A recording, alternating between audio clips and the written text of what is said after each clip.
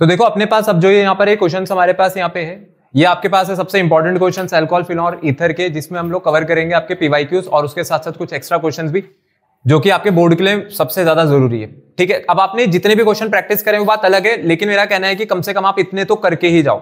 अगर आप इतने क्वेश्चन भी कर लोगे तो भी आप अपने पास पूरा जो चैप्टर है वो भी आपका रिवाइज हो गया होगा और आपने क्वालिटी क्वेश्चंस करे हुए होंगे। मतलब आपसे इसके बेसिस पे ही जो आगे क्वेश्चन पूछे जाएंगे उनको आप आसानी से हैंडल कर लोगे।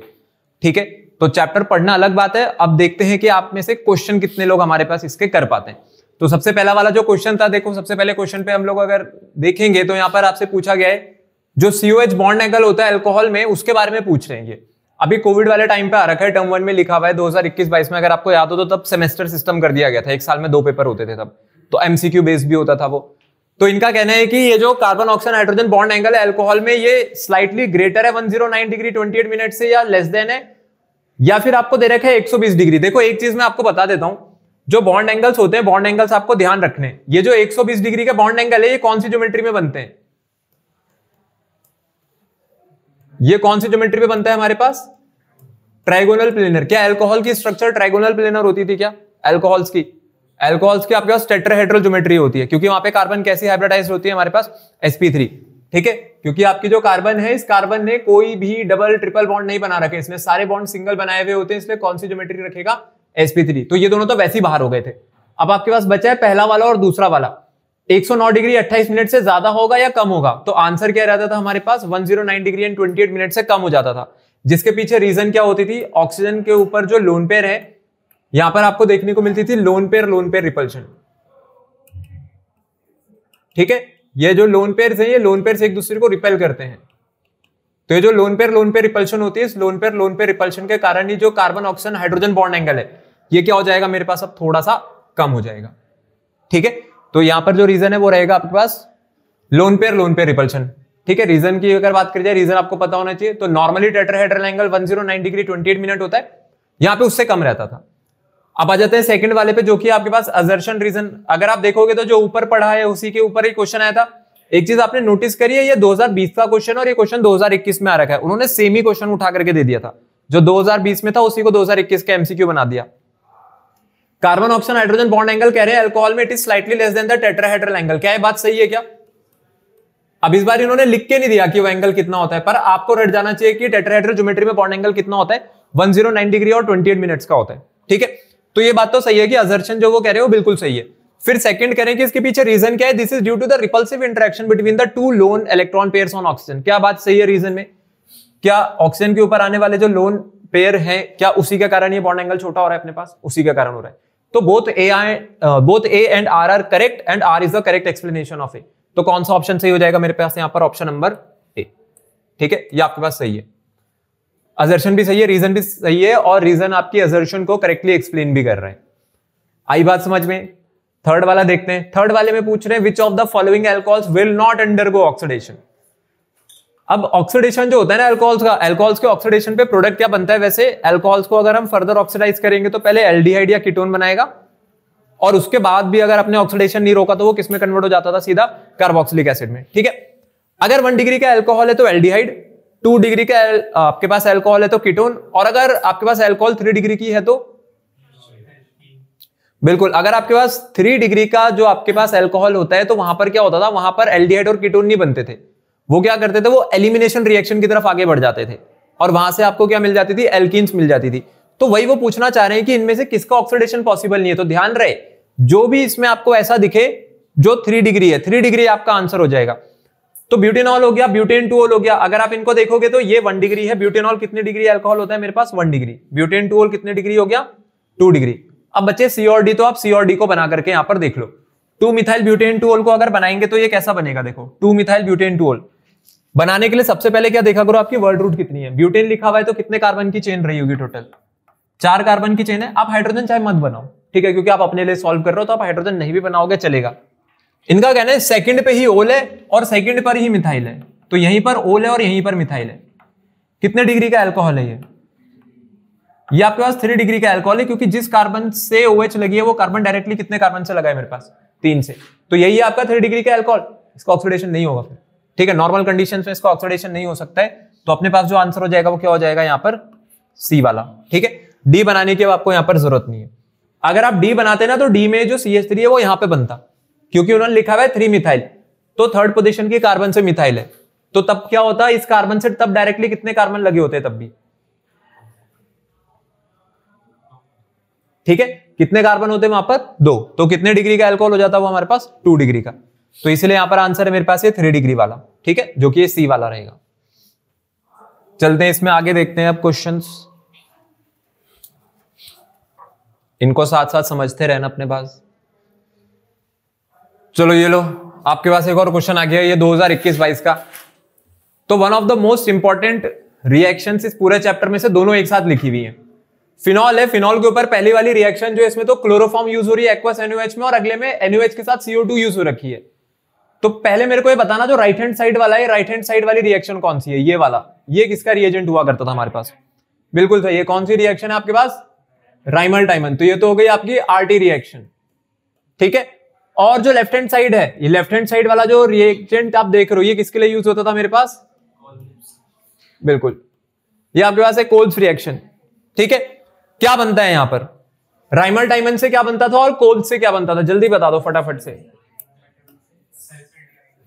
ये बनाता है सैलिसिल्डिहाइड, और जो कोल्स रिएक्शन है वो क्या बनाती है आपका सैलिसिलिक एसिड, ठीक है। तो सैलिसिल्डिहाइड जो होता है वहां पे CHO वाला ग्रुप रहेगा, और सैलिसिलिक एसिड में COH वाला ग्रुप रहेगा। तो Y कहां पर आपको दिख रहा है, ये रहा आपका सैलिसिल्डिहाइड, और ये रही मेरी सैलिसिलिक एसिड, ये आपका सैलिसिलिक एसिड है, और वैसे ये अपना सैलिसिल्डिहाइड है, ठीक है। एक हो गया अपने पास यहाँ पे सैलिसिलिक एसिड, और एक हो गया सैलिसिल्डिहाइड, ठीक है। अभी ये आएगी रिएक्शन, अभी इसको हम लोग आगे भी देखेंगे, तब वहां पर पूरी रिएक्शन भी लिख करके देखेंगे, बट अभी यहाँ पर जैसे MCQ में यूज हो रखा है तो उसको फटाफट अपने पास उस तरीके से करना है, ठीक है। इसलिए मैंने बोला था कि ये रिएजेंट्स आपके दिमाग में बिल्कुल रट जाने चाहिए, क्योंकि उसके ऊपर ज्यादा से ज्यादा जो क्वेश्चन है वो आपको एग्जाम में हमेशा देखने को मिलेंगे, चाहे आप किसी भी साल बैठो, आते ही आते हैं क्वेश्चन यहाँ से, ठीक है। ये आपका सैलिसिल्डिहाइड बन रहा है, सैलिसिलिक एसिड बन रहा है, सैलिसिलिक एसिड बनाता हुआ दिखेगा आपको कोल्स, और राइमल टाइमन रिएक्शन से बनता था सैलिसिल्डिहाइड, ठीक है। दोनों में जो सेकंड स्टेप होता है, दोनों में सेकंड स्टेप में ना हम लोग एक एसिड यूज करते हैं जो कि HCl रहा करता था, इसलिए उन्होंने H पॉजिटिव लिख करके दे रखा है। H पॉजिटिव आपको बस ये बता रहा है कि सेकंड स्टेप में एक एसिड यूज हुआ है, और पहले स्टेप में दोनों ही NaOH के साथ रिएक्ट करते हैं।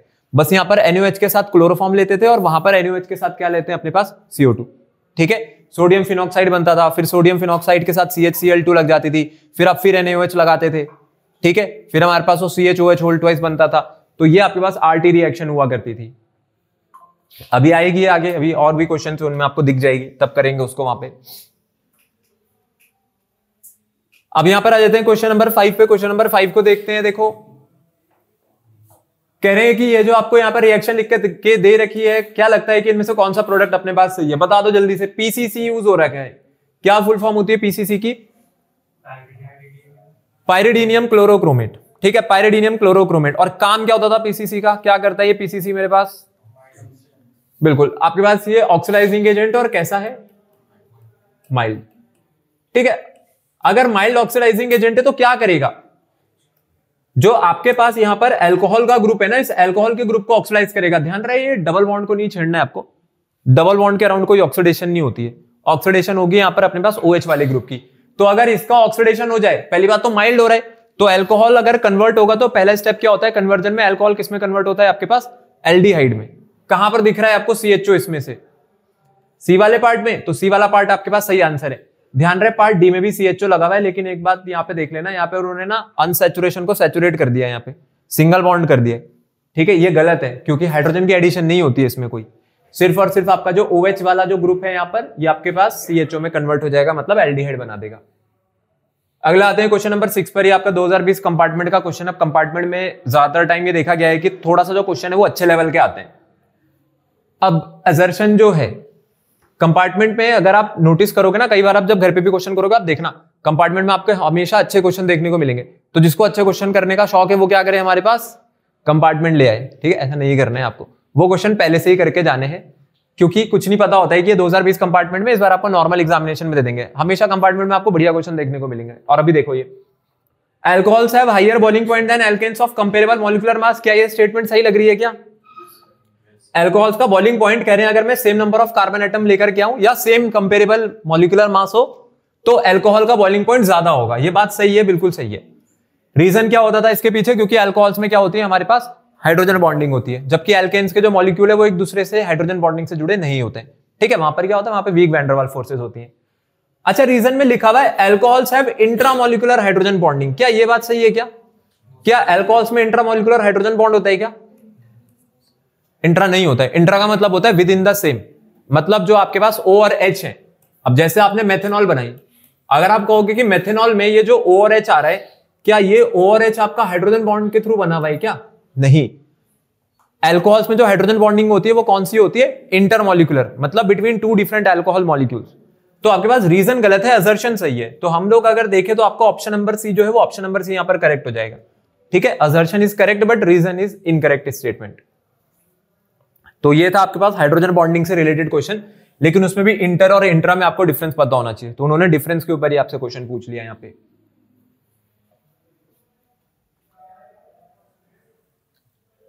अगला देखते हैं, क्वेश्चन नंबर 7 में पूछ रखा है which of the following isomers is more volatile, orthonitrophenol और पैरानाइट्रोफिनॉल। कह रहे हैं ऑर्थोनाइट्रोफिनॉल और पैरानाइट्रोफिनॉल में से कौन ज्यादा वोलेटाइल है? ऑर्थोनाइट्रोफिनॉल ज्यादा वोलेटाइल है। अच्छा, वोलेटिलिटी का क्या मीनिंग होता है हमारे पास? What do you mean by volatility?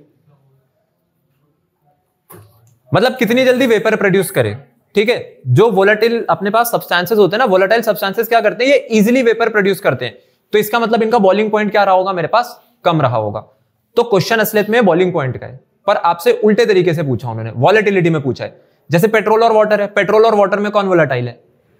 Obviously बात है, पेट्रोल वोलेटाइल है, रूम टेम्परेचर पे ही वेपर दे देता है, वाटर तो नहीं देता रूम टेम्परेचर पे वेपर। क्यों? क्योंकि पेट्रोल का बॉइलिंग पॉइंट क्या है? मेरे पास कम है, और वाटर का बॉइलिंग पॉइंट वहां पर ज्यादा है। तो ये क्वेश्चन किसका है अपने पास? एक क्वेश्चन है बॉइलिंग पॉइंट का। तो ध्यान रहे, जो ज्यादा वोलेटाइल होगा, जो ज्यादा वोलेटाइल होगा उसका बॉइलिंग पॉइंट कैसा होगा अपने पास? लो। ठीक है, ऑर्थोनाइट्रोफिनॉल और पैरानाइट्रोफिनॉल में क्या खास बात होती थी?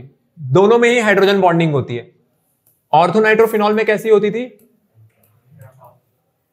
यहां पर बनता था इंट्रामोलिकुलर हाइड्रोजन बॉन्ड, और पैरानाइट्रोफिनॉल में क्या बनता है अपने पास? यहां पर बनता है इंटरमोलिकुलर। इंटरमोलिकुलर का मतलब होता है बिटवीन टू डिफरेंट मॉलिक्यूल्स। तो कौन सा आपको लगता है कि बॉइलिंग पॉइंट को बढ़ाएगा? इंट्रा वाला बढ़ाएगा बॉइलिंग पॉइंट को, या इंटरमोलिकुलर वाला बढ़ाएगा? इंटरमोलिकुलर हाइड्रोजन बॉन्ड, क्योंकि यहां पर दो मॉलिक्यूल ना एक साथ बन गए हैं। अब अगर दो मॉलिक्यूल एक साथ बन गए हैं तो उसके कारण बॉइलिंग पॉइंट क्या हो जाएगा? बढ़ने लग जाएगा। तो इंटरमोलिकुलर जो हाइड्रोजन बॉन्डिंग होती है, ये होती है बिटवीन टू मॉलिक्यूल्स। ये आपको दो मॉलिक्यूल्स के बीच में देखने को मिलेगी, जबकि ये कहां पर होता है? With in the same. ठीक है, तो हमारे पास इसमें से ज्यादा वोलेटाइल कौन है? क्या आंसर देंगे? ज्यादा वोलेटाइल में किसका बॉइलिंग पॉइंट कम रहेगा आपके पास? ऑर्थोनाइट्रोफिनॉल का। ठीक है, मैं यहां पर बना भी देता हूं। ये जो ऑर्थोनाइट्रोफिनॉल है, इस ऑर्थोनाइट्रोफिनॉल में आपका फिनोलिक ग्रुप हो गया, बाकी ये हो गई आपकी NO2।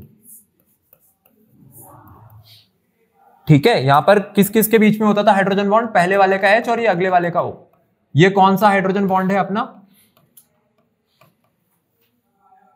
ये इंट्रामोलिकुलर हाइड्रोजन बॉन्डिंग है। और ये क्या है? ये ऑर्थोनाइट्रोफिनॉल है। अभी आपका जो नाइट्रो ग्रुप है वो कहां पर लगा हुआ है? ऑर्थो पोजीशन पर लगा हुआ है। ठीक है, तो ये वाला हाइड्रोजन बॉन्ड जो है, ये हाइड्रोजन बॉन्डिंग को हम इंट्रा कहते हैं, और जो अपने पास इसमें बनती है पैरा में, उसको हम कहते हैं इंटर, जो कि रहती है बिटवीन टू डिफरेंट मॉलिक्यूल्स। ठीक है,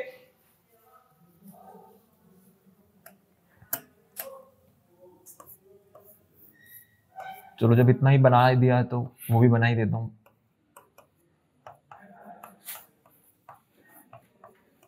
ये आपका पैरानाइट्रोफिनॉल है, फिर वैसे एक और आएगा इसमें,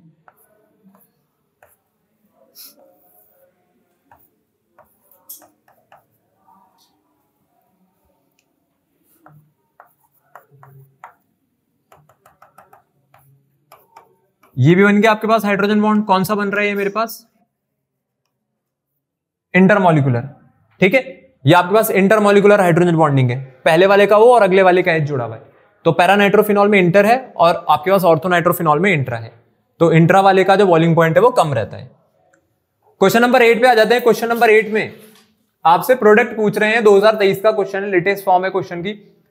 एथेनॉल है, एथेनॉल की रिएक्शन हो रही है कॉपर ट्यूब के साथ 573 केल्विन पे। क्या बनता था यहां पर? कॉपर और 573 केल्विन एथेनॉल।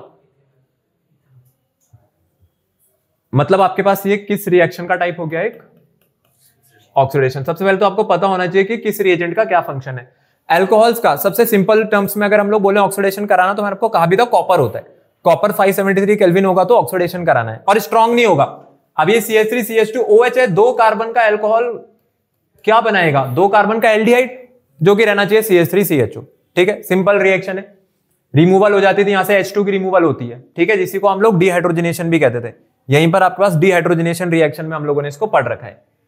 C6H5OH कौन है ये, C6H5OH, बिल्कुल ये है आपका फिनॉल। फिनॉल का क्या कराना है आपको, ब्रोमिनेशन। लेकिन Br2 के साथ ना एक्वस लिखा हुआ है, एक्वस क्या बनाएगा ये, फिनॉल का ब्रोमिनेशन, ट्राइब्रोमोफिनॉल, बेंजीन नहीं, ट्राइब्रोमोफिनॉल। तो 8th वाले का जो सेकंड पार्ट है, देखो 8th वाले के सेकंड पार्ट में आपको फिनॉल दे रखी है और फिनॉल का ब्रोमिनेशन कराना है। अब आपके पास जो ब्रोमीन है ना, इसमें इंपॉर्टेंट चीज क्या होती थी, ये 2 मीडियम में यूज होता है, या तो ये CH2 के साथ यूज होगा और या फिर ये अपने पास एक्वस मीडियम में यूज हो जाएगा। अगर ये एक्वस मीडियम में यूज हो रहा है तो ये क्या करता है, क्या ये मेरे पास मोनोब्रोमिनेशन करेगा, क्या ये आपके पास करेगा ट्राइब्रोमिनेशन। आई बात समझ में, ट्राइब्रोमिनेशन का मतलब है कि 2,4,6 वाला कंपाउंड बनता हुआ आपको दिखेगा अब यहां पे। ये आपका फिनॉल है, इसमें सेकंड पर भी लगेगी ब्रोमो, फिर 4 पर भी, और ये 6 पर भी, ये बनेगा अपने पास। ठीक है, 8 के सेकंड पार्ट में ट्राइब्रोमिनेशन होता है। एक्वस मीडियम में यूज करेंगे तो ये बनेगा, और अगर मैंने CH2 के साथ यूज करा होता तो क्या करते हैं हम लोग, वहां पर मोनोब्रोमिनेशन करते, एक ही ब्रोमीन लगाते, और वो भी कहां पर, पैरा पे लगाते, ऑर्थो पे लगाते, पैरा पे। पैरा वाला जो रहता है मेजर रहता है, और ऑर्थो वाला क्या रहता था, वहां पर माइनर रहता था। ठीक है, तो देखो जितनी चीजें अभी तक आप लोग पढ़ के आए हो, अब उसके बेसिस पे आप लोग सबसे पहले चेक करा करो कि आपसे क्वेश्चन हो रहे हैं या नहीं हो रहे। ठीक है, जहां पर भी आपको लगे कि कोई भी ऐसा पार्ट हो सकता है क्वेश्चन का जो आपसे नहीं हो रहा है, तो अब उस सेक्शन को दोबारा रिविजिट कर लो। वो कुछ भी हो सकता है, जैसे आपको लग रहा है कि आप रिएजेंट में फंस रहे हो। कई बच्चे ऐसे होते हैं जो हो सकता है कि जिनको रिएजेंट याद हो पर उनसे स्ट्रक्चर ना बन रही हो, तो वो स्ट्रक्चर की प्रैक्टिस करे। अब जिससे अपने पास रिएजेंट ही नहीं समझ आ रहा है, तो पहले वो जाके रिएजेंट को समझे फिर। ठीक है, स्ट्रक्चर्स बात की बात है, आपको स्ट्रक्चर बनाने पे फोकस नहीं करना है, पहले आपको रिएजेंट समझ आना चाहिए कि रिएजेंट का फंक्शन क्या है। आगे आते हैं 9th वाले पर। 9th वाले में ए पार्ट देखते हैं। ए पार्ट में पूछ रहे हैं phenol is more acidic than cyclohexanol, why? Phenol cyclohexanol से ज्यादा एसिडिक क्यों है, क्या रीजन है इसके पीछे?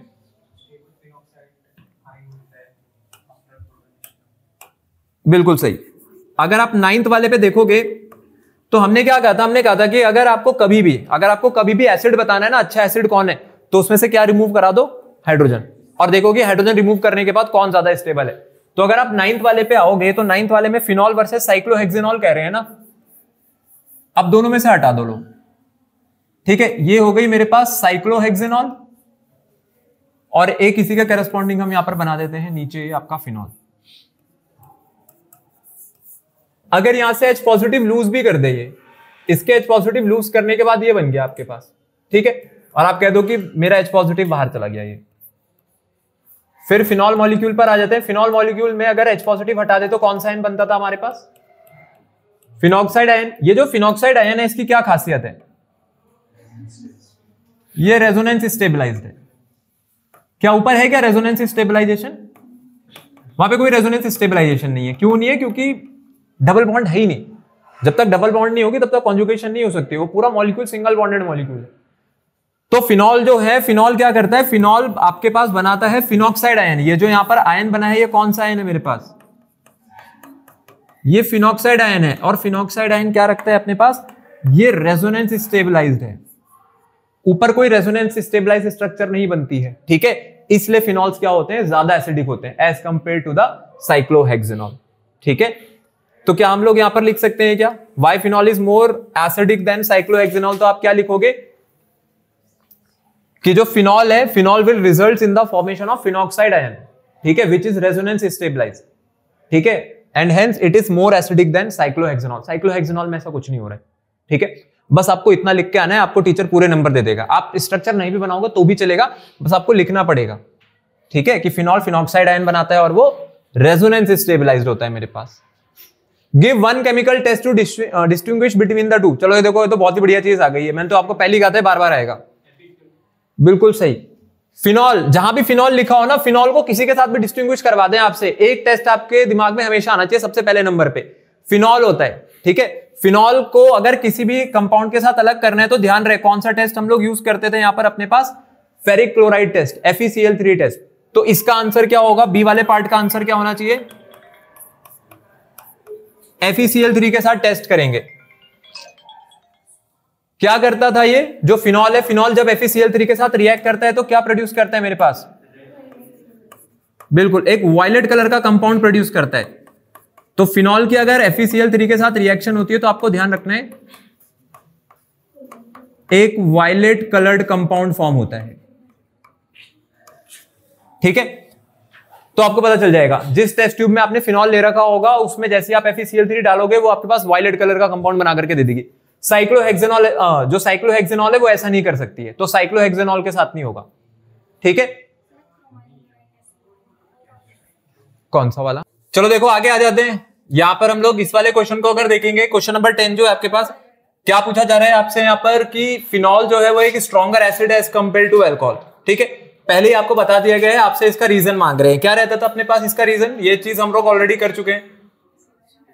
क्योंकि जब फिनॉल से H पॉजिटिव निकाला जाएगा तो क्या बनेगा यहां पर, फिनॉक्साइड आयन, ठीक है। अगर फिनॉल अपना H पॉजिटिव लूज कर दे, फिनॉल से अगर मैं H पॉजिटिव बाहर निकाल दूं तो क्या बनता है, फिनॉक्साइड आयन। और ये फिनॉक्साइड आयन कैसी होती है अपने पास, ये रेजोनेंस स्टेबलाइज्ड होती है, ठीक है। क्या अल्कोहल में हो सकता है क्या, ये अल्कोहल में ऐसी कोई रेजोनेंस स्टेबलाइजेशन है क्या, नहीं, ठीक है। अल्कोहल आप कोई सा भी लिया हो, आपकी मर्जी है।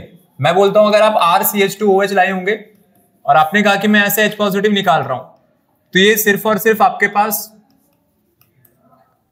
ये बनाएगा अपने पास एल्कोक्साइड आयन, ठीक है। यहां पे कोई रेजोनेंस स्टेबलाइजेशन नहीं है, ठीक है, कोई रेजोनेंस यहां पर देखने को नहीं मिलेगा। तो अपने पास जो फिनॉल होते हैं, फिनॉल जब H पॉजिटिव लूज करते हैं तो वो क्या बना देते हैं, वो फिनॉक्साइड आयन बना देते हैं, ठीक है। और फिनॉक्साइड आयन क्या होता है, फिनॉक्साइड आयन आपके पास रेजोनेंस स्टेबलाइज होते हैं, ठीक है। ऐसी कोई स्टेबलाइजेशन हम लोगों को अल्कोहल्स में देखने को नहीं मिलती है। अगला है यहाँ पे the boiling point of alcohols decreases with increase in branching of alkyl chain. कह रहे हैं अल्कोहल्स का जो बॉइलिंग पॉइंट है वो डिक्रीज होता चला जाएगा जैसे जैसे मैं ब्रांचिंग इंक्रीज करूंगा। अच्छा, ब्रांचिंग इंक्रीज करने से क्या होता था, सरफेस एरिया इंक्रीज होता है या डिक्रीज होता है, देखो बिल्कुल सही है, आपने बोला सरफेस एरिया डिक्रीज होता है। अगर मैं इस सेकंड वाले पार्ट का यहां पर आपके सामने आंसर लिखूं तो हम लोगों ने क्या देखा था कि आप कोई भी अल्कोहल लेकर के आ जाओ, जैसे अपने पास ये 4 कार्बन का एक ये अल्कोहल है, ठीक है, ये अपने पास एक 4 कार्बन के अल्कोहल है। इसी का अगर मैं एक आइसोमर बनाऊं तो एक अपने पास इसका आइसोमर ये हो सकता है, ठीक है। अब इसमें अगर हम लोग देखेंगे तो मुझे आप बताना कि किसका बॉइलिंग पॉइंट ज्यादा होगा, ऊपर वाले का या नीचे वाले का, किसका बॉइलिंग पॉइंट ज्यादा निकल करके आएगा आपके पास, यहाँ पे ऊपर वाले का, क्योंकि यहाँ पे कोई अपने पास ब्रांचिंग नहीं हो रखी है, ये स्ट्रेट चेन में लगी हुई अल्कोहल है। और अगर आपके पास स्ट्रेट चेन है तो कोई ब्रांचिंग नहीं है, तो इससे सरफेस एरिया क्या निकल करके आते थे, ज्यादा सरफेस एरिया निकल करके आएगा। तो ये लार्जर सरफेस एरिया है और यहां पर कैसा सरफेस एरिया बनेगा आपके पास एज कंपेयर टू अबव, एक स्मॉलर सरफेस एरिया बनेगा। तो ब्रांचिंग बढ़ाने से ना सरफेस एरिया कम होते हैं, और अगर सरफेस एरिया कम हो जाता है तो बॉइलिंग पॉइंट भी अल्टीमेटली क्या कर जाता है आपके पास, डिक्रीज कर जाता है, ठीक है। इसके पीछे एक रीजन ये भी होता है कि जब हम लोग ब्रांचिंग करने लग जाते हैं ना तो उससे क्या होता है, उससे जो वैन डर वाल्स फोर्सेज है वो वीक पड़ने लग जाती हैं, ठीक है। वैन डर वाल्स फोर्सेज जो है वो भी अपने पास वीक होने लगती हैं। तो दोनों रीजन रहेंगे। एक पहला रीजन तो हम लोग यहां पर क्या देंगे विद ब्रांचिंग में, कि विद इंक्रीज इन ब्रांचिंग सबसे पहला तो इससे क्या होता है, सरफेस एरिया डिक्रीज होने लगता है, और जो आपके पास वैन डर वाल्स फोर्स है, जो वैन डर वाल्स फोर्सेज होती है ये भी क्या होने लगती हैं, डिक्रीज, ठीक है। अगर वैन डर वाल्स फोर्सेज भी डिक्रीज होने लगी हैं और आपके पास सरफेस एरिया भी डिक्रीज हो रहा है तो उससे बॉइलिंग पॉइंट क्या होने लग जाएगा, वो कम होने लग जाएगा, ठीक है। सिंपल सा रीजन रहता था, ऑलरेडी पढ़ चुके थे हम लोग ये चीज। अगला आपके पास क्वेश्चन आ रहा है, यहां पर जो अल्कोहल है, अल्कोहल का एसिडिक डिहाइड्रेशन कर रहे हैं और आपसे इसका मैकेनिज्म मांगा गया है। क्या इसका मैकेनिज्म कर दोगे क्या आप लोग, मैकेनिज्म? तो अगर आप लोगों को आता है तो अपनी कॉपी में बिना देखे करना, ठीक है। मैं यहां पे कर रहा हूं, आप लोग यहां पे नहीं देख रहे हैं, आपको खुद से करो, क्योंकि मैकेनिज्म आते हैं लिखने को, आप देख सकते हो 2023 का क्वेश्चन है ये, ठीक है। कुछ भी आ सकता है, आप एथेनॉल पढ़ के जा रहे हो, क्या पता आपसे प्रोपेनॉल का करवा लें, ठीक है। बात क्या होती है कि आपको अगर मैकेनिज्म समझ आ गया तो कंपाउंड कोई सा भी दे दिया जाए आप कर लोगे, प्रॉब्लम नहीं आएगी फिर आपको।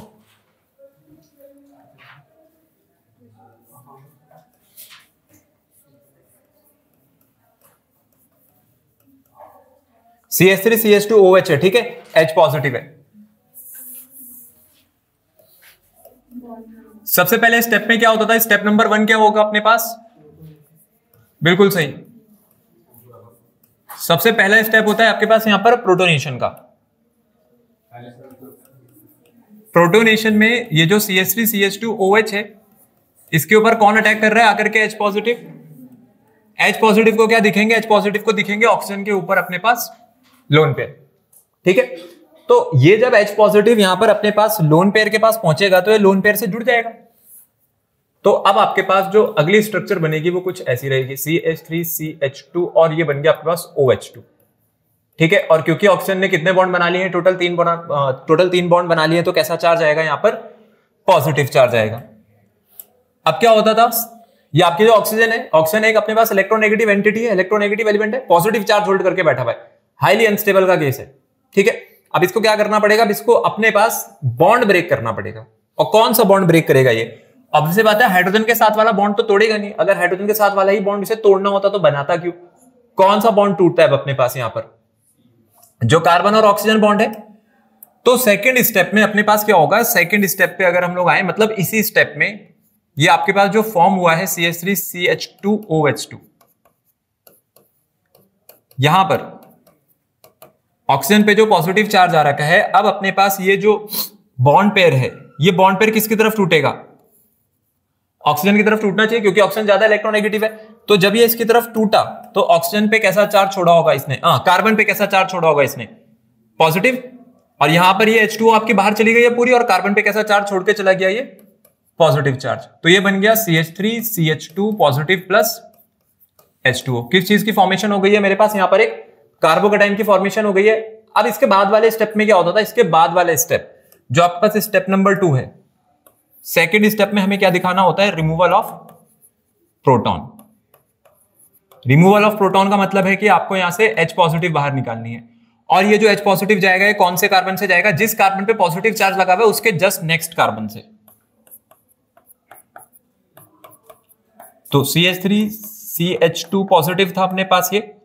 अब ये वाला जो कार्बन हाइड्रोजन बॉन्ड है, ब्रेक हो जाएगा, और ये ब्रेक किसकी तरफ होगा, कार्बन की तरफ। तो ये डेल्टा नेगेटिव आया, ये डेल्टा पॉजिटिव, H पॉजिटिव यहां से बाहर चली गई।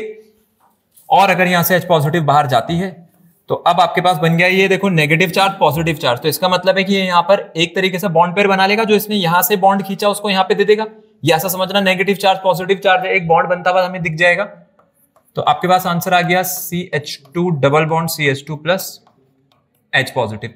तो ये होता है किसी भी मैकेनिज्म को हमारे पास लिखने का तरीका। सबसे पहले आप स्टेप मेंशन करोगे, उसके बाद जो चीजें वहां पे हो रखी हैं पूरे बॉन्ड की वहां पर डिस्प्लेसमेंट दिखाओगे कि इलेक्ट्रॉन्स का जो डिस्प्लेसमेंट है वो किस तरफ है। एक जरूरी चीज जो कि हम लोगों ने हमेशा बोली थी कि जो आपने शुरुआत में यूज किया हुआ होता है अटैकिंग एजेंट, वो आपको आखिरी में बाहर निकलता हुआ दिख जाता है, ठीक है। जो कि इस बात को बता रहे हैं कि जो रिएक्शन है आगे भी ऐसे ही चलती रहेगी, क्योंकि रिएक्शन को आगे बढ़ाने के लिए H पॉजिटिव की जरूरत पड़ेगी आपको।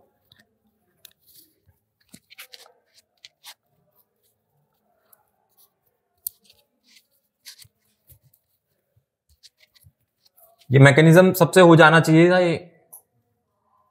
आगे आ जाते हैं सेकंड पे, देखो ठीक है, हो गया सबका मैकेनिज्म, ये वाला समझ आया इसमें मैकेनिज्म में क्या किया हम लोगों ने।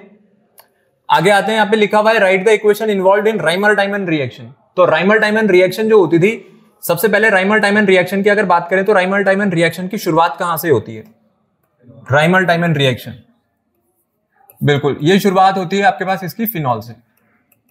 तो अगर राइमर-डायमंड रिएक्शन में फिनॉल से ये शुरू करेगा तो सबसे पहले किसके साथ रिएक्ट करता था,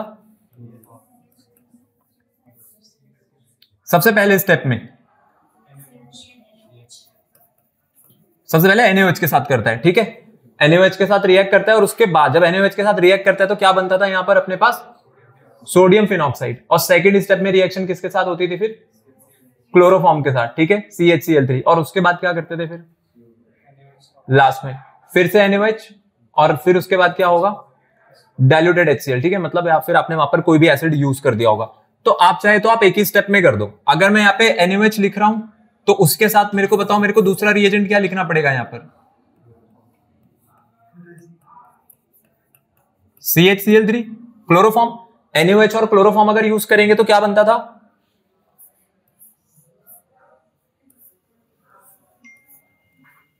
बताओ जल्दी से क्या बनाना चाहिए हम लोगों को यहाँ पर। कर सकते हैं, पूरा एक में लिख सकते हो आप चाहो तो, मतलब लास्ट में जो आपका सैलिसल्डिहाइड बनता है आप सीधा सैलिसल्डिहाइड दिखा दो। अगर आप NaOH और CHCl3 यूज करते थे तो क्या बनता था, क्या प्रोडक्ट रहता था आपके पास, यहाँ पे क्या रहती थी ऊपर, क्या बना है यहाँ पर। सबसे पहले तो हमारे पास ये O नेगेटिव Na पॉजिटिव ये सोडियम फिनॉक्साइड होता था, और अगर क्लोरोफॉर्म भी आपने इसी स्टेप में लगा रखी है तो यहाँ पर क्या जुड़ता था, CHCl2। ठीक है, सिंपल सा आपको मैंने यहाँ पर एक चीज ये भी बताई थी कि आपको यहाँ से बस एक हाइड्रोजन बाहर निकालनी है और ये जो CHCl2 है यहाँ पे लगा देना है। ठीक है, इसका एक क्लोरीन बचा के रखना है क्योंकि एक क्लोरीन इसके हाइड्रोजन के साथ बाहर निकल गया होगा HCl बन के। ठीक है, फिर उसके बाद दोबारा से अब इसकी रिएक्शन किसके साथ होती थी, फिर से डाइल्यूटेड NaOH डाला जाता था। अब क्या होगा, अब आपके पास यहां पर ये जो CHCl2 है इस जगह पे क्या लगा हुआ दिखेगा आपको, और ये सोडियम फिनॉक्साइड जैसा था वैसे ही रहेगा। और लास्ट स्टेप में क्या कराना है, बस अब H पॉजिटिव, मतलब एसिडिक मीडियम में कोई भी आप डाइल्यूटेड HCl यूज कर सकते हो। तो ये लो लास्ट वाला क्या बन गया मेरे पास, सैलिसल्डिहाइड। ठीक है, ये आ गया आप लोगों का सैलिसल्डिहाइड।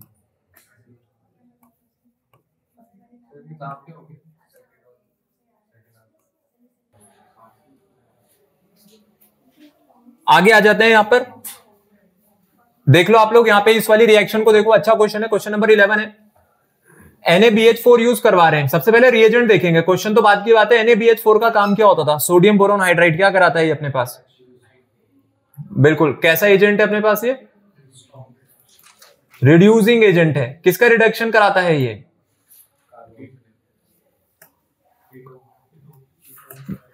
मतलब कार्बोनिल ग्रुप होता है जो आपके पास, कार्बोनिल जो ग्रुप होता है उसमें भी, कार्बोनिल में भी कीटोन हम लोगों ने पढ़ा था, कीटोन।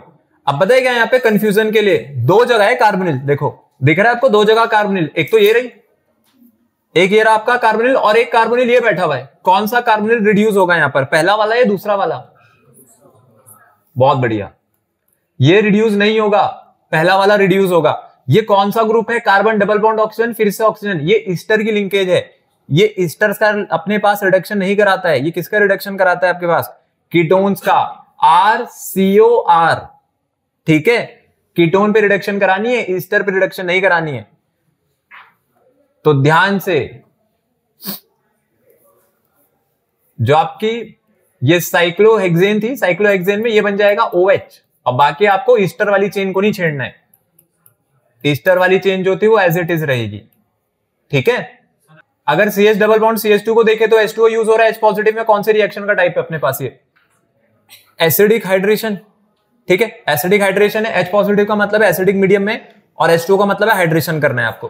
तो H2O जब ऐड होगी तो H2O के पास दो पार्ट होते हैं, एक तो होगा यहाँ पर H पॉजिटिव और एक क्या होगा अपना OH नेगेटिव। कैसे डिसाइड करते थे कि H पॉजिटिव किसको जाएगा और OH नेगेटिव किसको जाएगा, मार्कोनिकोव रूल। मार्कोनिकोव रूल बताता है कि डबल बॉन्ड के अराउंड जिस कार्बन पे हाइड्रोजन ज्यादा है उसको हाइड्रोजन मिल जाएगी, और जिस पे हाइड्रोजन कम है उसको negative part of the reagent मिल जाएगा, मतलब OH चला जाएगा। तो आपके पास यहां से जो आंसर बनकर के आएगा उससे मिलने वाला प्रोडक्ट हम लोगों को कुछ ऐसा दिखना चाहिए, CHOH और CH2 का बन गया अपने पास है CH3। ठीक है, आई बात समझ में, कौन सा रूल फॉलो कर रहे हैं हम लोगों ने यहां पर इस रिएक्शन के लिए, मार्कोनिकोव्स। ये आपके पास मार्कोनिकोव्स एडिशन है, तो मार्कोनिकोव रूल के को साथ में लेके हम लोगों ने यहां पर एडिशन करी है। आगे चलते हैं, अगला क्वेश्चन देखते हैं। यहाँ पे नेक्स्ट क्वेश्चन क्या है, right the products of the following reactions. चलो सबसे पहले तो आ रहा है आपका ईथर, ईथर के साथ HI का एडिशन हो रहा है। तो अभी जो ईथर पे जब HI का एडिशन करते थे तो अपने पास क्या रूल होता था, सबसे पहली बात तो सिमेट्रिकल नहीं है, अनसिमेट्रिकल है, और बड़ी बात यह है कि चलो एल्काइल ग्रुप भी अभी 1 डिग्री का है। ठीक है, तो जहां पे नंबर ऑफ एल्काइल ग्रुप कम है उसके साथ क्या लगानी होती थी आपको, आयोडाइड, मतलब हैलाइड। कम कार्बन एटम्स के साथ हैलोजन लगती है, और जिसपे कार्बन एटम ज्यादा है उसके साथ ऑक्सीजन वहीं पे रहती है और उसके साथ H लग जाता है। मतलब ज्यादा नंबर ऑफ कार्बन एटम से अल्कोहल बनानी है, छोटे नंबर ऑफ कार्बन एटम से अल्काइल हैलाइड बनाना है। तो आंसर क्या आ जाएगा मेरे पास, CH3I प्लस CH3CH2OH। ठीक है, 2019 का क्वेश्चन है आपके पास ये। जब यहां पर बॉन्ड तोड़ते हैं तो हम फिर अब बॉन्ड यहां से तोड़ेंगे कि आपके पास जो कम नंबर ऑफ कार्बन एटम है उसको यहां पर आयोडीन मिले, और जिसके पास ज्यादा नंबर ऑफ कार्बन एटम है उसको H पॉजिटिव मिले, तभी वहां पे अल्कोहल बनेगी। क्योंकि जब HI में बॉन्ड तोड़ा जाएगा तो I नेगेटिव बाहर निकल जाएगा और ये H पॉजिटिव अलग हो जाएगा। वैसे यहाँ पे O नेगेटिव है और ये कार्बन पॉजिटिव है। ठीक है, अगला वाला आ जाते हैं फिनॉल है। फिनॉल का ब्रोमिनेशन करना है, लेकिन ब्रोमिनेशन किस मीडियम में करना है? CS2 के साथ करना है, कार्बन डाइसल्फाइड लगी है। कैसा ब्रोमिनेशन कराएगा ये? मोनो, बिल्कुल कंट्रोल्ड ब्रोमिनेशन रहेगा और मोनो ब्रोमिनेशन करेगा। और कहां पे लगती थी ब्रोमीन जाकर के? पैरा पोजीशन पर। ऑर्थो पे भी लगती है, पर पैरा वाला प्रोडक्ट क्या होता है मेरे पास? मेजर होता है। तो हम लोगों ने सिर्फ मेजर लिखा है। और अगर मैं माइनर की बात करूं तो माइनर प्रोडक्ट में क्या होगा? माइनर प्रोडक्ट में यही ब्रोमीन कहां पे लगा हुआ दिख जाएगा आपको? ये ऑर्थो पोजीशन पे दिख जाएगा। ठीक है, यहां पर अपने पास ये जो ऑर्थो है, ऑर्थो पे भी अगर लगा दे तो ये आपके पास माइनर प्रोडक्ट है। तो ये अपने पास हो गया पैरा ब्रोमोफिनॉल, वहां पे बन गई है ऑर्थो ब्रोमोफिनॉल। थर्ड वाला एनहाइड्रस AlCl3, कहां कौन सी रिएक्शन में यूज होता है एनहाइड्रस AlCl3? ये आपके पास फ्रिडल क्राफ्ट है, लेकिन फ्रिडल क्राफ्ट में भी एल्काइलेशन कराना है या एसाइलेशन कराना है? ये एसाइलेशन है। एसाइलेशन क्यों है? क्योंकि एसाइल ग्रुप यूज हो रखा है, CH3CO। तो अगर बॉन्ड तोड़ा जाएगा यहां पर, क्लोरीन नेगेटिव बाहर चला जाएगा, COCH3 पॉजिटिव अपने पास बचेगा। कहां पे होता है? या तो ऑर्थो पे लगता है या फिर पैरा पे होता है। इलेक्ट्रोफिलिक सब्स्टिट्यूशन का एग्जांपल होता था मेरे पास। कौन सा प्रोडक्ट मेजर रहता है यहां पर? Para product. तो जब हम लोग इसको बनाएंगे, वैसे इस कंपाउंड का नाम क्या है? मिथॉक्सीबेंजीन। क्या कहते हैं इसको? और बिल्कुल सही, इसको हम लोग कहते हैं एनिसोल। और पैरा पोजीशन पे क्या लग जाएगा आपका? COCH3। ठीक है, ये मेजर प्रोडक्ट है, मैं सिर्फ मेजर वाला लिख रहा हूं। मेजर का मतलब है सिर्फ पैरा प्रोडक्ट लिखा है। ऑर्थो भी बनेगा, बट ऑर्थो क्या होता है अपने पास? माइनर होता है। ऑर्थो में यही COCH3 आपके पास यहां पे लगी हुई होगी। ठीक है, वो माइनर प्रोडक्ट होता है। मेजर लिखते हैं हम लोग, माइनर को नहीं लिखते हैं। अब आते हैं इस क्वेश्चन पे। यहां पे पूछा है which of the following is an appropriate set of reactants for the preparation of 1-methoxy-4-nitrobenzene and why. कह रहे हैं इनमें से कौन सा ज्यादा बेटर रहेगा अगर आपको 1-methoxy-4-nitrobenzene बनानी है तो। अब सबसे पहले तो ये जो 1-methoxy-4-nitrobenzene यहां पे लिखा हुआ है, पहले इसको बना करके देख लेते हैं कैसा दिखेगा। ये लोग कहना चाहते हैं कि पहले पर ही मिथॉक्सी है, तो मिथॉक्सी मतलब वो CH3 रहा होगा। और नाइट्रो कहां पर है? 1 2 3 4, ये यहां पर आपके पास नाइट्रो लगा हुआ है। ये है अपने पास कंपाउंड। ये कंपाउंड आपको बनाना है, तो पूछ रहे हैं मैं A वाले को प्रेफर करूं या B वाले को प्रेफर करूं, कौन सा ज्यादा अपने पास सही रहेगा।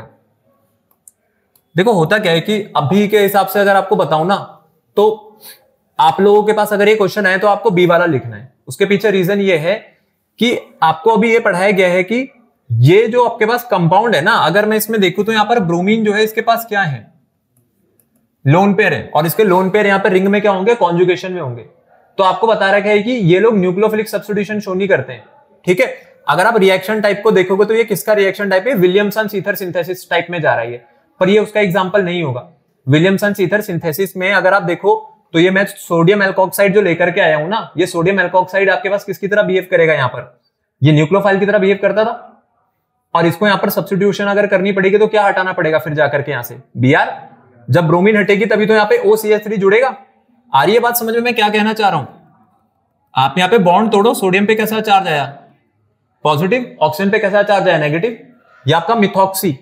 ठीक है, ये जो आपके पास न्यूक्लियोफाइल बन रहा है, ये न्यूक्लियोफाइल किसको सब्स्टिट्यूट करेगा? Br को।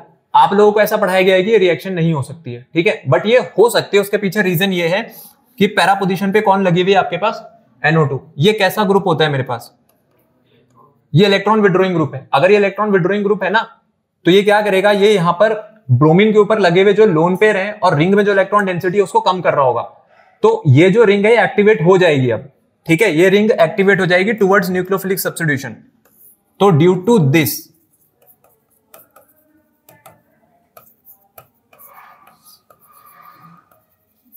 ring will be activated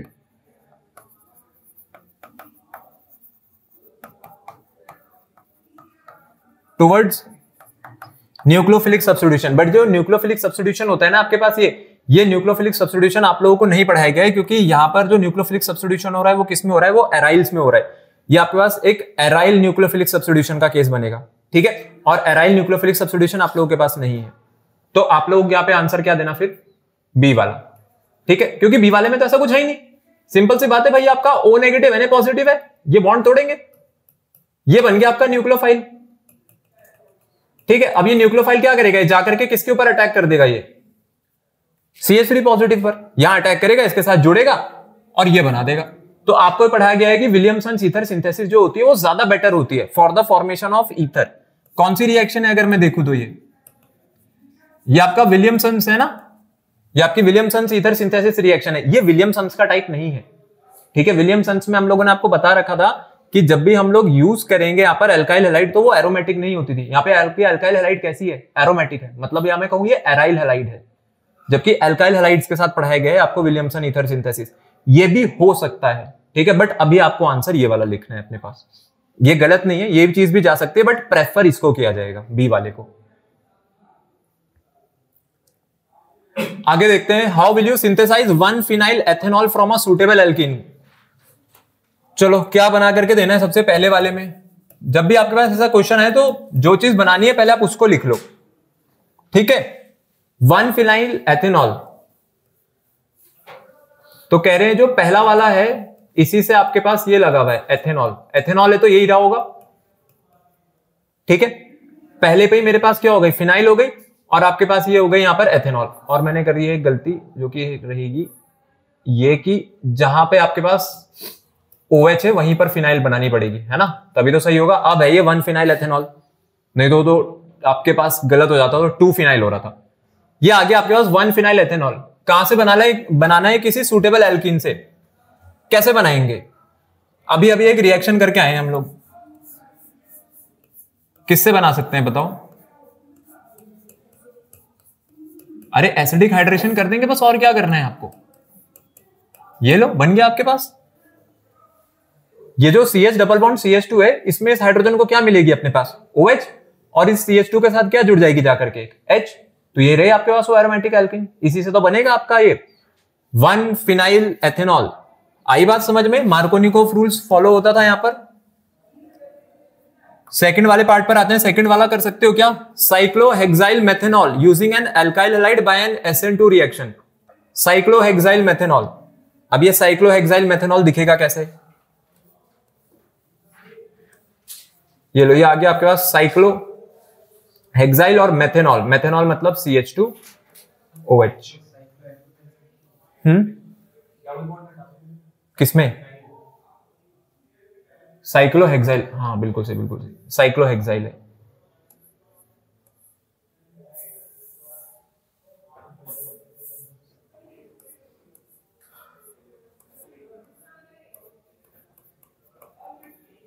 ये आपका साइक्लोहेक्साइल मेथेनॉल है। साइक्लोहेक्साइल मेथेनॉल बनानी है एक एल्काइल हैलाइड से, और कौन सी रिएक्शन जा रही है, SN2।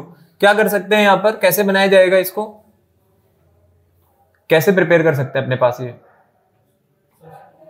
बिल्कुल सही। अरे सिंपल आंसर है यहां पे, अगर आप इसको देखोगे तो ये ओल लगा हुआ है यहां पर, और ये एल्काइल हैलाइड है, तो एल्काइल हैलाइड से अल्कोहल कैसे मिलते हैं,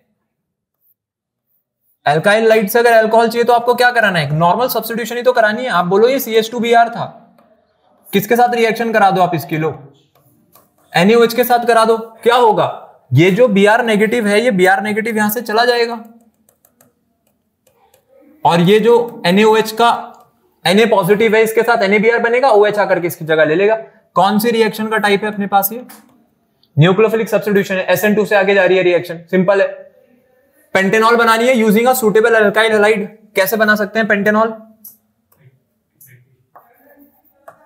इससे सिंपल क्वेश्चन तो हो ही नहीं सकता। पेंटेनॉल,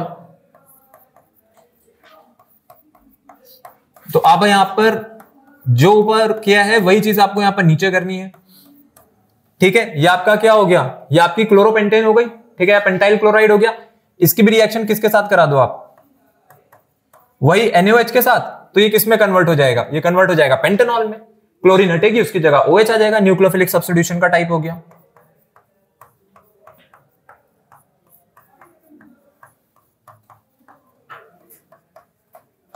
ये लो, ये आ गया आपके पास इसका आंसर, ठीक है। ये थी हमारे पास पेंटाइल क्लोराइड या क्लोरोपेंटेन, उससे बन गया है वहां पर पेंटेनॉल। आगे आ जाते हैं, क्वेश्चन नंबर 15 पर देखते हैं। ये अगर मैं बोलूं तो ये आपका 2023 का ही क्वेश्चन है, ठीक है, लेटेस्ट फॉर्म ये है क्वेश्चन की। क्या मांग रहे हैं सबसे पहले, पिक्रिक एसिड, पिक्रिक एसिड की अगर बात करी जाए तो पिक्रिक एसिड का कोई मेरे को नाम बताएगा, इसका नाम आईयूपीएसी नेम क्या हुआ करता था? 2,4,6 ट्राइनाइट्रोफिनॉल। ये जो 2,4,6 ट्राइनाइट्रोफिनॉल बनती थी ना, इसी को क्या कहते थे हम लोग? पिक्रिक एसिड कहते थे। तो इसका मतलब है फिनॉल का क्या कराना है आपको? नाइट्रेशन कराना है। ठीक है, क्या यूज करेंगे इसके लिए हम लोग? बिल्कुल, ये आपकी फिनॉल है। अगर आपने फिनॉल पर कंसंट्रेटेड HNO3 और उसी के साथ क्या मिला दिया? कंसंट्रेटेड H2SO4, ये आपको क्या करके दे देगा? इसका ट्राइनाइट्रेशन।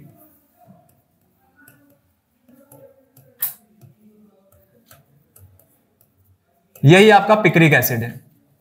ठीक है, जिसको पिक्रिक एसिड कह रहे हैं, इसी का आईयूपीएसी नेम अपने पास होता है 2,4,6 ट्राइनाइट्रोफिनॉल। क्योंकि अगर आप देखोगे तो यहां पर 4 सेकंड और 6 पर नाइट्रो लगा हुआ है, तो यही है मेरा 2,4,6 ट्राइनाइट्रोफिनॉल। ठीक है, तो ये था आपके पास पिक्रिक एसिड, फिनॉल से बना दिया है पिक्रिक एसिड। अगला वाला क्वेश्चन देखो, अगला वाला प्रोपेनॉन से क्या बना के देना है? 2-मिथाइल प्रोपेन टूल। प्रोपेनॉन से किसमें अगर नहीं मिलाएंगे तो फिर आपके पास यहां पे जो नाइट्रेशन होगा ना, वो सिर्फ एक ही उस पे होगा, मोनो नाइट्रेशन होगा। किसमें? और ट्राई नाइट्रेशन करी हुई है, बट उसमें ज्यादातर जगह ये होता है कि जब आप इसके साथ HNO3 लगाते हो ना, तो H2SO4 भी लगाते हो ट्राई नाइट्रेशन में। या तो आप सिर्फ HNO3 लिख रहे हो, अगर आपको मोनो नाइट्रेशन करनी है, या तो सिर्फ आप वहां पे वो लिखो, फिर मतलब एक ही बार आपने HNO3 लिखा। हाँ, कंसंट्रेटेड HNO3 है यहाँ पे। आगे आ जाते हैं, प्रोपेनॉन से 2-मिथाइल प्रोपेन टूल मांग रहे हैं। बिल्कुल सही, ग्रिग्नार्ड रिएजेंट का यूज करना पड़ेगा आपको यहाँ पर। अब क्यों करना पड़ेगा? क्योंकि प्रोपेन देखो यहां पर भी है, प्रोपेन यहां पर भी है, तो इसका मतलब है कि नंबर ऑफ कार्बन एटम जो है वो सेम है, और ओन किस में कन्वर्ट हो गया? ओल में। तो अगर ओन ओल में कन्वर्ट हुआ है, उसके साथ साथ आपके पास ना यहाँ पे 2-मिथाइल भी जुड़ गया। 2-मिथाइल का मतलब है कि एक कार्बन एक्स्ट्रा आई है, और अगर एक कार्बन एक्स्ट्रा आई है तो कितने कार्बन का ग्रिग्नार्ड रिएजेंट यूज करेंगे हम लोग? एक कार्बन का, CH3MgBr। तो सबसे पहले प्रोपेनॉन बना दूं। ग्रिग्नार्ड रिएजेंट वाली जो रिएक्शंस हैं, ये तो आप लोगों को वैसे भी याद हो जानी चाहिए। कितने कार्बन का ग्रिग्नार्ड रिएजेंट लगाएंगे? एक कार्बन का, तो वो क्या रहेगा मेरे पास? CH3MgBr। सबसे पहले स्टेप में क्या करते थे? ये बॉन्ड तोड़ेंगे, ऑक्सीजन पे नेगेटिव चार्ज आएगा, कार्बन पर पॉजिटिव चार्ज आएगा। फिर किसका बॉन्ड टूटता था? कार्बन मैग्नीशियम का, तो मैग्नीशियम पे पॉजिटिव चार्ज है, कार्बन पे नेगेटिव चार्ज है। कहां पे जाएगी? CH3 अटैक करने इस कार्बन पे, और ये जो O है इसके साथ कौन जुड़ जाएगा? अपना MgBr। तो पहले स्टेप में तो हो गए देखो इसकी फॉर्मेशन, CH3COMgBr। अब इस कार्बन पे भी एक CH3 लग गया, और एक CH3 तो पहले था। और सेकंड स्टेप में क्या कराना है? बस अब आप लोगों को यहाँ पे लास्ट स्टेप में सिर्फ और सिर्फ यूज होता था मेरे पास वाटर। ठीक है, H2O यहाँ पे यूज करेंगे। जैसे आप H2O यूज करोगे, अब ये जो बॉन्ड है, बॉन्ड फिर से पोलराइज हो जाएगा, ऑक्सीजन और मैग्नीशियम बॉन्ड टूटेगा। ठीक है, तो ये बन गया आपके पास CH3COH। बाकी इसी कार्बन से अब 2 CH3 जैसे लगे हुए थे वैसे ही लगे रहेंगे, और कौन बाहर निकल गया है? MgBrOH। तो ये लो, जो उन्होंने आपसे मांगा था आपने बना करके दे दिया। अगर आप इसका नाम लिखोगे तो देखो क्या नाम बन रहा है इसका, 1 2 3, 2 पे ही मिथाइल है, 2 पर ही ओल है, तो 2-मिथाइल प्रोपेन टू ओल। ठीक है, ये आ गया अपने पास इसका नाम, 2-मिथाइल प्रोपेन टू ओल। लास्ट वाला सब लोग कर सकते हैं क्या खुद से? प्रोपीन से प्रोपेनॉल, सिंपल है, एक ही स्टेप में हो जाएगा। ये तो H2O की एडिशन करा देना H पॉजिटिव की प्रेजेंस में। अच्छा, फिनॉल से एनिजोल मांग रहे हैं। फिनॉल से एनिजोल कैसे बनती थी? सी वाला कौन बताएगा मेरे को? फिनॉल से एनिजोल, हाँ 2 स्टेप में ही बता दो। पहले बताओ फिनॉल से एनिजोल क्या करेंगे? फिनॉल से एनिजोल के लिए, एनिजोल का मतलब है OCH3। क्या करना चाहिए इसके लिए? पहले सोडियम फिनॉक्साइड बना दो। ठीक है, सबसे पहले स्टेप तो आपका क्या होना चाहिए? सोडियम फिनॉक्साइड, क्योंकि अगर आपने सोडियम फिनॉक्साइड बना दिया ना, तो आपकी आधी दिक्कत तो खत्म हो जाती है। तो पहले स्टेप में तो यूज होती थी NaOH, जो कि क्या करती थी? फिनॉल को किस में कन्वर्ट कर देती थी? आगे सोडियम फिनॉक्साइड में। अब बन गया सोडियम फिनॉक्साइड। अब मेरे को क्या चाहिए कि Na पॉजिटिव हट जाए यहां से, इसकी जगह CH3 लग जाए। क्या यूज कराएंगे फिर, क्या यूज कर सकते हैं बताओ?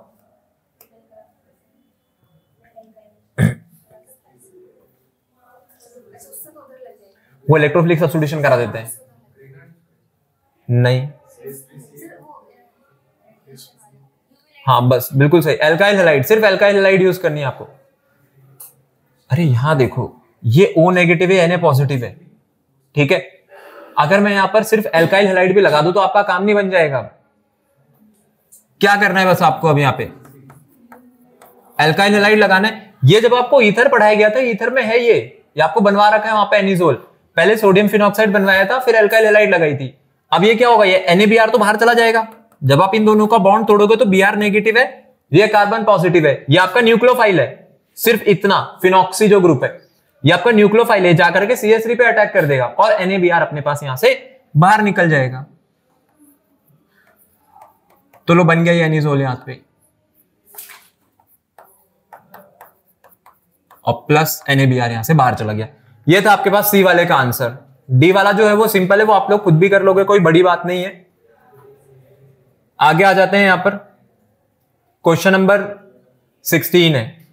क्वेश्चन नंबर 16 को देखते हैं। यहां पे लिखा है give the structures of final products expected from the following reactions. Hydroboration of propene followed by oxidation with H2O2 in alkaline medium. क्या ये हो जाएगा क्या? पहला वाला हाइड्रोबोरेशन कराना है। क्या क्या रिएजेंट रहते थे हाइड्रोबोरेशन के लिए?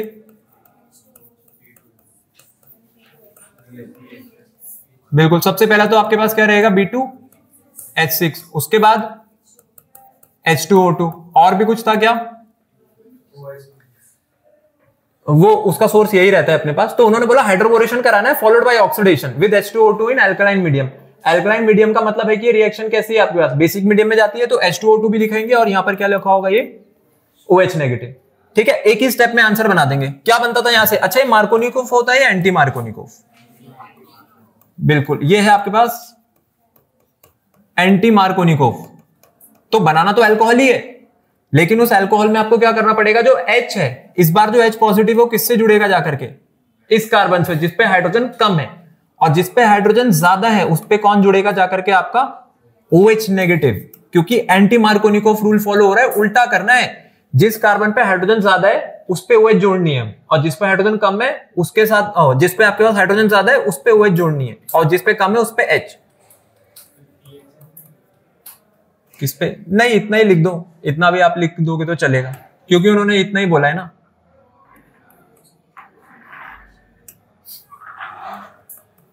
ये लो, ये आपका बन गया प्रोपेनॉल। तो ये प्रोपेनॉल बन करके आ गई है। तो ध्यान रहे, कभी आप पे क्वेश्चन भी आ जाए ना, प्रोपीन से प्रोपेनॉल, प्रोपीन से प्रोपेनॉल बनाना है तो हाइड्रोबोरेशन ऑक्सीडेशन, और अगर प्रोपीन से प्रोपेन 2-ol बनाना होता तो आप क्या करते हैं, वहां पर आप सिर्फ और सिर्फ H2O का एडिशन करा देते in the presence of H positive, मतलब एसिडिक हाइड्रेशन करते हैं, तो प्रोपेन 2-ol बनती। क्योंकि वहां पे OH कहां पे लगता है? इस वाले कार्बन पे लगता ना, तब तो जिसपे हाइड्रोजन कम है उस पे नेगेटिव पार्ट, और जिसपे हाइड्रोजन ज्यादा है उस पे पॉजिटिव पार्ट, तो उसको कहते हैं मार्कोनिकोफ एडिशन। ये एंटी मार्कोनिकोफ है, तो उल्टा चलाना है। फिर कराना है आपको इसका डिहाइड्रेशन, अगले वाले का। अगले क्वेश्चन पे आ जाते हैं, सेकंड पार्ट पर, dehydration of CCH3 whole thrice OH, मतलब ये है आपका कंपाउंड। सबसे पहले तो आप मेरे को बताओ कि यहां पे बनना क्या चाहिए, कुछ याद आ रहा है क्या? H3PO4 लगाया है, लेकिन कितना परसेंट लगाया है? सिर्फ 20%। इसका क्या काम है? डिहाइड्रेशन। डिहाइड्रेशन का मतलब क्या होता है? Removal of water. अगर वाटर की रिमूवल होगी तो अल्कोहल किसमें कन्वर्ट हो जाएंगे? आगे एल्कीन्स में। सिंपल, ये OH जाएगा पूरा। अब आपकी मर्जी, आप चाहे यहां से हाइड्रोजन निकाल दो, चाहे यहां से हाइड्रोजन निकाल दो। तो ये बन गया CH3C डबल बॉन्ड CH2 और CH3, ठीक है। थर्ड वाले पर आ जाते हैं। थर्ड वाला है heating of this with HI। चलो एक और बढ़िया क्वेश्चन आ गया, कौन बताएगा मेरे को इसका आंसर? सबसे पहले तो ये जो ईथर है, ये ईथर कौन सा है? ये आपके पास 2020 में आ रखा है क्वेश्चन, ऑलरेडी बोर्ड में आ चुका है। ये आपके पास एक बेंजाइलिक ईथर है। कैसा ईथर है मेरे पास? एक बेंजाइलिक। ये आप देख रहे हो, ये वाला ग्रुप, इसको क्या कहते हैं हम लोग? बेंजाइल। ये बेंजाइलिक ईथर है, ठीक है। अगर ये बेंजाइलिक ईथर है तो यहां पर वो वाला रूल नहीं चलाना आप लोगों को। कौन सा? कि अगर नंबर ऑफ कार्बन एटम जिसपे कम होते हैं उसके साथ आयोडीन लगेगी, मतलब हेलोजन, और जिसपे नंबर ऑफ कार्बन एटम होंगे वो अल्कोहल बनाएगा। यहां पे उसका क्या हो जाता था? उल्टा। ठीक है, क्योंकि मैकेनिज्म कौन सा फॉलो करती थी ये रिएक्शन, SN2 फॉलो करती है SN1,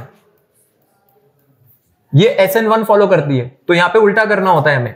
ठीक है, जिसपे आपके पास नंबर ऑफ कार्बन ज्यादा है उसके साथ अब क्या लगानी है, आयोडीन, मतलब बेंजाइलिक जो ग्रुप है, ये बेंजाइलिक ग्रुप किसमें कन्वर्ट हो जाएगा आगे,